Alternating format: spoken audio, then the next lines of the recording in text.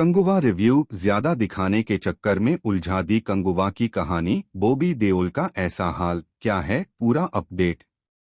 प्रियंका सिंह। मुंबई। कंगुवा का इंतजार फैंस को एक लंबे समय से था, जो अब खत्म हो चुका है। तमिल फिल्म अभिनेता सूर्या पहले ही बता चुके हैं कि वह अपनी फिल्म कंगुवा को 2 हिस्सों में लेकर आ रहे हैं। ऐसे में फिल्म को उसी सोच के साथ देखें कि कहानी अभी बाकी है। क्या है फिल्म की कहानी?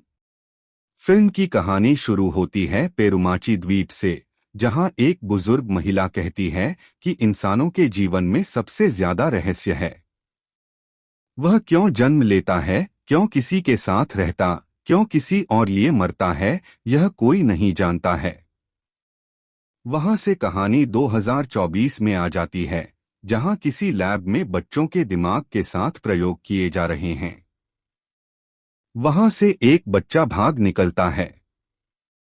कहानी गोवा पहुंचती है, जहां फ्रांसिस, सूर्या, कोल्ट, योगी बाबू बाउंटी हंटर हैं। जिन अपराधियों को पुलिस नहीं पकड़ पाती है, उसे वह पकड़ते हैं और पुलिस से पैसे लेते हैं। लैब से भागा हुआ बच्चा फ्रांसिस तक पहुंच जाता है। फ्रांसिस को भी बच्चे से जुड़ाव महसूस होता है। वहां से कहानी फिर साल 1070 पेरुमाची आती है, जहां के राजा का बेटा है कंगुवा, सूर्या।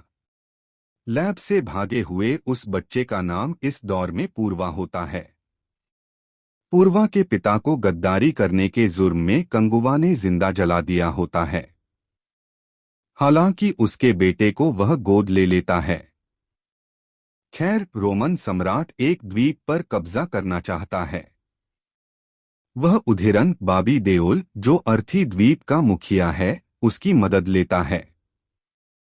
उधिरन के बेटे कंगुवा के हाथों मारे जाते हैं।